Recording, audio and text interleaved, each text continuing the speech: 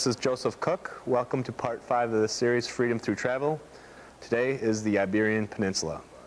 This was a welcome change of scenery for me. It held different cultures, different architecture, different languages from what I had seen before. The first place I visited was Spain and Barcelona. And the first area I visited in Barcelona was the Olympic port area. They had the Olympics there in 1988, and this port area was an entertainment area in Barcelona. I also did wander through the city a little bit, walked past the Zoological Museum, a couple arcs and plazas, and La Rumba. La Rumba is a pedestrian mall, and it's similar to most pedestrian malls I had seen previously with the mimes and the street vendors. And what's actually neat is not just the road itself, but walking through some of the small medieval streets around this area.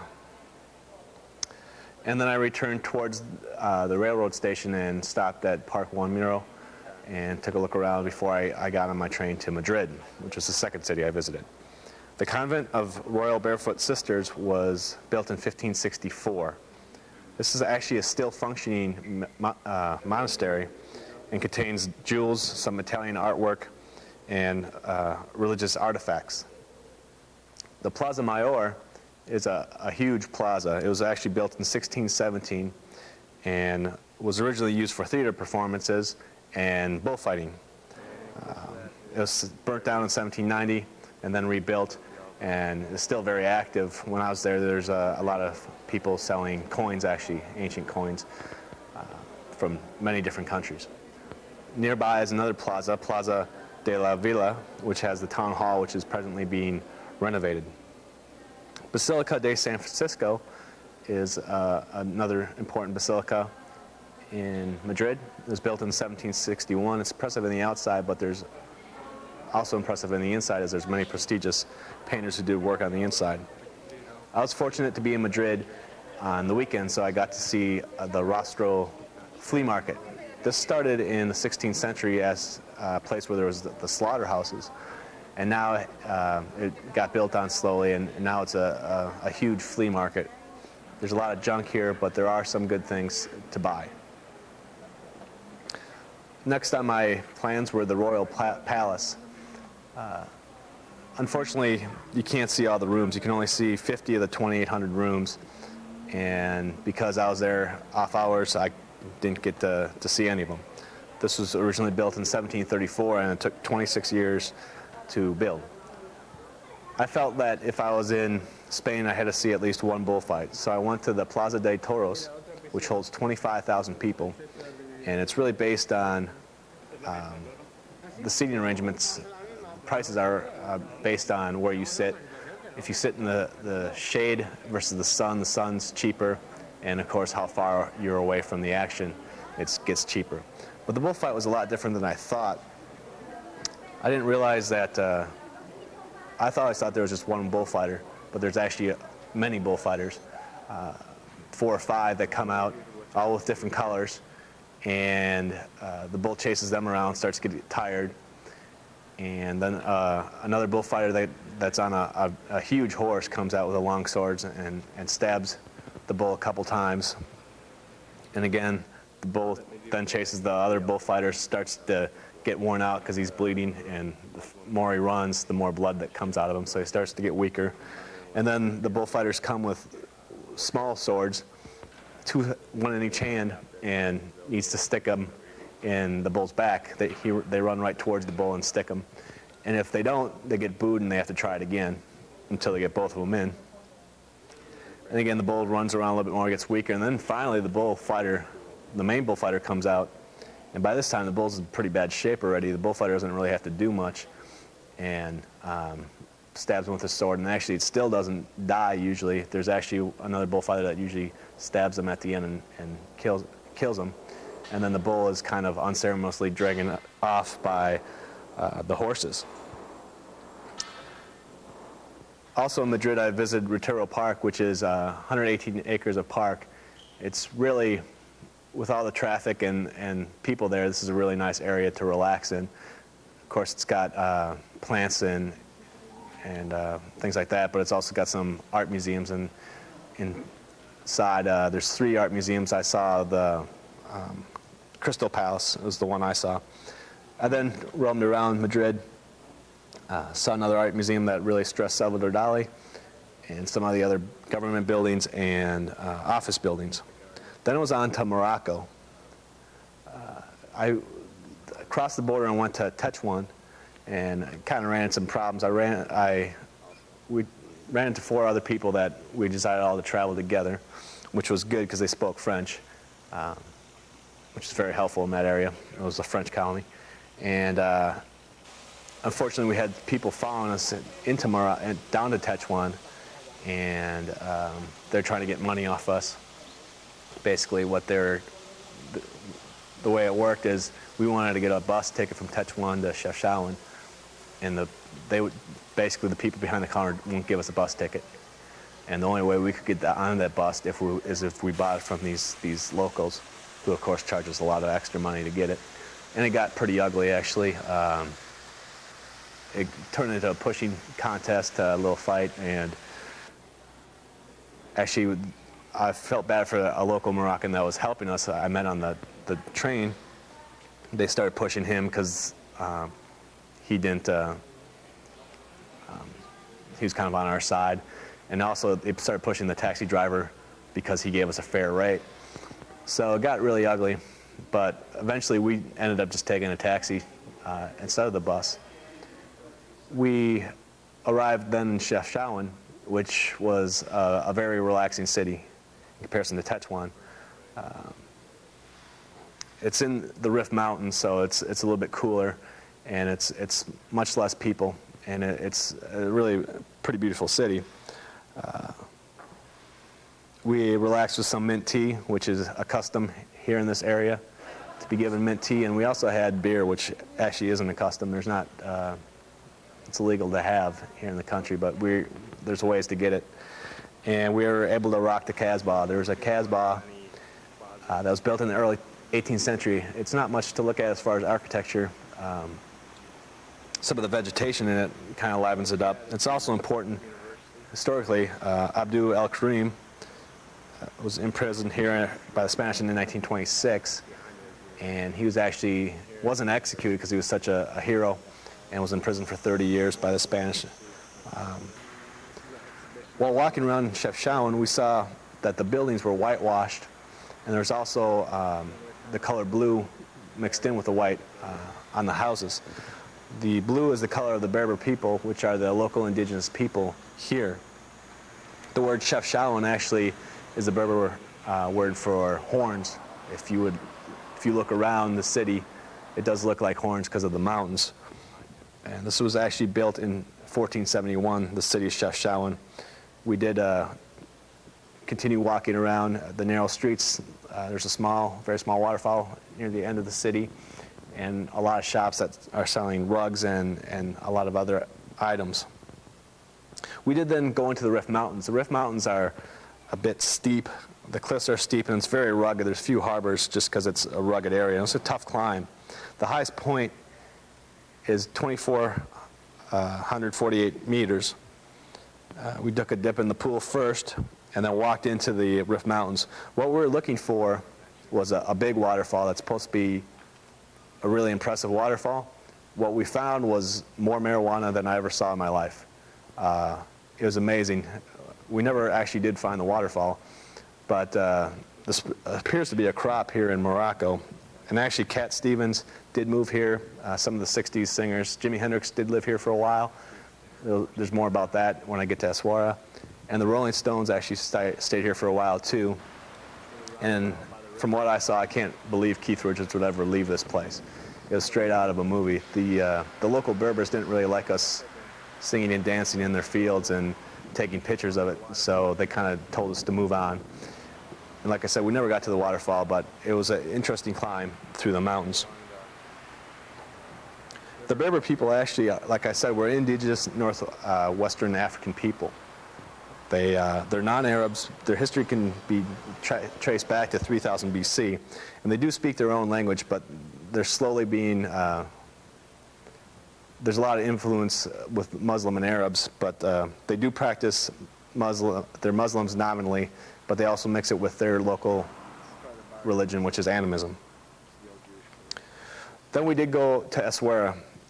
We took a small pit stop in Fez, but decided to go to Essaouira just because it was so hot. And the reason why we went to Essaouira is because there's a beach there.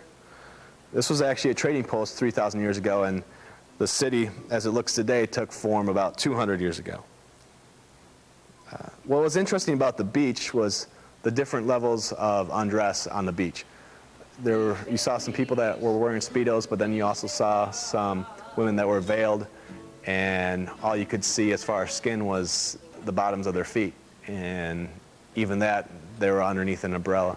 So it was really a wide variety. It was really one of the more interesting beaches I was at, just to look around. I also decided to place some ball with a local kid. He was very competitive, so I let him win because he got really excited. But we also went out at night, and the night in Essaouira is really pretty amazing. It really accentuates the beauty. You have the darkness and then the music and the smells at night in Essaouira. The next day I went away from the beach and visited some of the back streets. I wanted to get more of an idea what locals' conditions were. The beach doesn't really reflect that. So I got a better idea of that and walked towards the bus station and the market and saw the old town hall, the old city walls. And then back to the beach, and I saw the practice of henna. Henna is actually a plant, and it can help cool the body. What people used to do was basically, if they're hot, they would stick their feet or their hands in mud made of henna.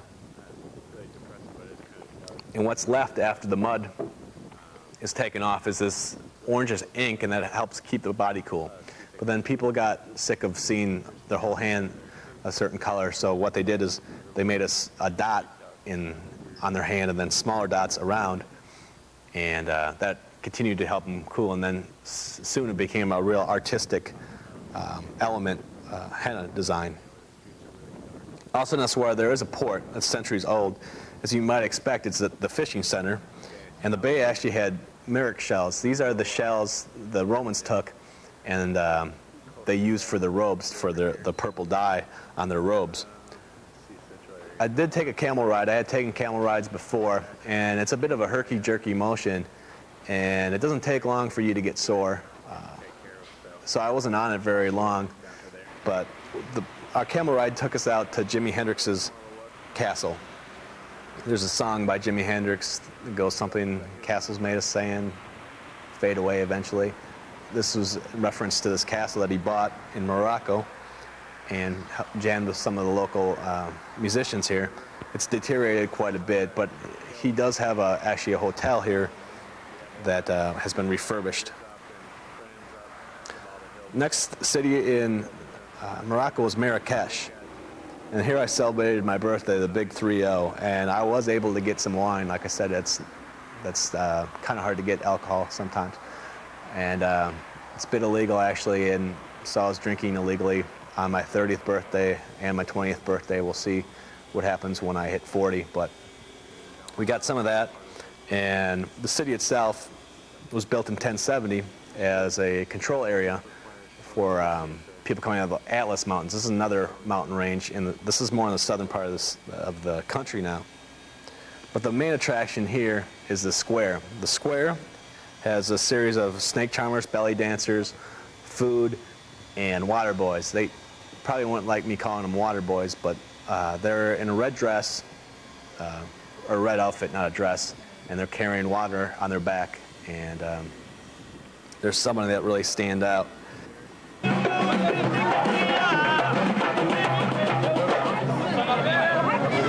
guy in the red's the water boy.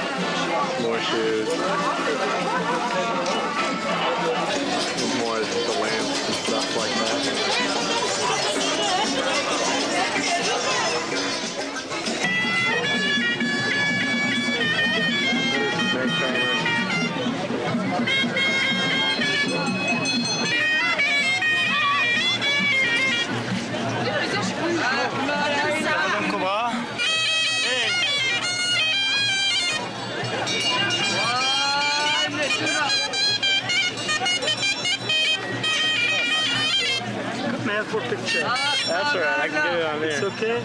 Yeah, I get it right here.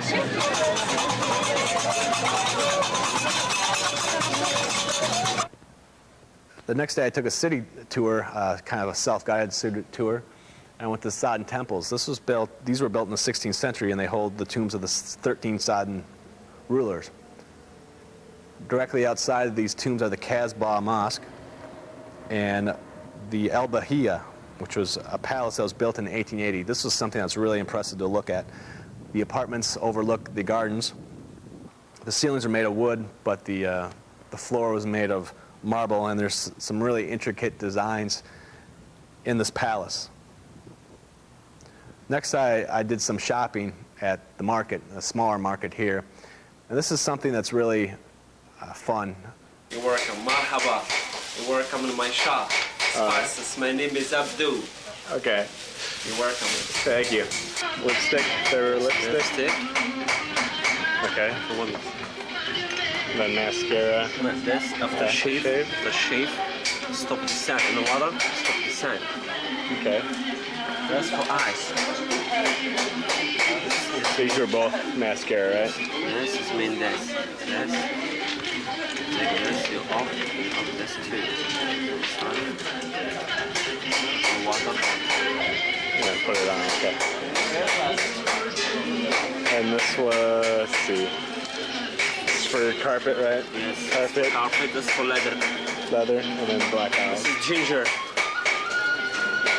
Coriander, cinnamon, imitation saffron, cumin, black peppers, paprika, no hot, paprika hot, harissa, Okay. henna for design. Oh yeah, right. Okay. Here's design. Some of the Berber goods from the local people are sold down here. Mint tea ailments.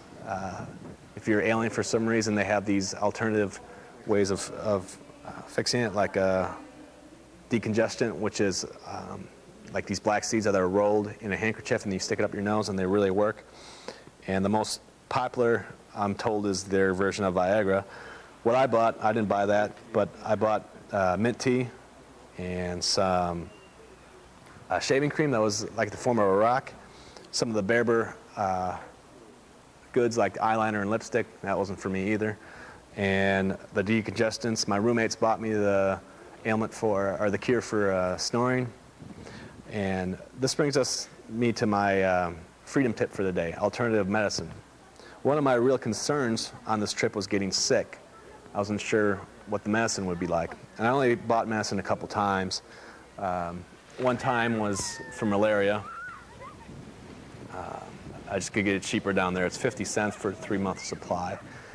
And another time when I had food poisoning, I got some ibuprofen, and this is quite a bit stronger. The ibuprofen and all the medicine is quite a bit stronger. There's not quite as much regulation. And also I bought for sleeping pills because I couldn't get to sleep. I was a bit concerned about this. I bought these in Vietnam, and he said that it's for high blood pressure and it makes the heartbeat slow a little. And I didn't understand if he meant the heart beats a little or if it slows it down a little bit. I assume that's what he meant, and they seem to work. But I did hear some horror stories where people overseas got antibiotics and it was the wrong kind, and half of their face was paralyzed for a week. Or, like I said, the medicine's so much stronger because it's not regulated, where people were sick and it cured their flu, but it knocked out their whole immune system for a couple months. But that brings us how you can, your freedom tip here is using alternative medicine. Western medicine, sure, seems to be effective, but unless you have insurance, you really can't afford to. You can't afford the $2,000 ambulance rides or the $150 urinalysis. So there's the possibility of using, some people now use the new age medicine or alternative medicines. And even if you're scared of intaking some of these things orally, like the herbs or even the acupuncture, a lot of people do participate in meditation or somewhere like a spirit control that might be able to keep you out of the hospital for smaller ailments at least. But anyways, back to Morocco. El Badi is the next palace I visited. This was actually built in 1578 after a victory over the Portuguese, and it took 16 years to build, but now it's fallen into disrepair, and you really have to use your imagination to see what it was like. This is a bit of a stressful city tour. I felt like taking a little nap, but I continued and went through the main marketplace. And this is a huge complex, and again, there's clothing here that you can get, headdresses, wooden goods, shoes, and if you do get lost, which is possible, there's always a tour guide, an unofficial tour guide there that will try to sell you things, but also show you around. There's also exotic animals here. And this is right next to the square, and like I said, the square is the main thing to see here. Night or day, it's always a lot of people here, and it's really impressive to see. I then left Marrakesh on the Marrakesh Express, made famous by, I believe, Crosby, Still and Nash.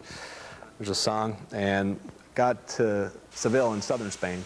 And in southern Spain, the main thing to see is the flamenco. This is a combination of a song, dance, and guitar player accompanied with clapping. The original people that started this apparently were the gypsies.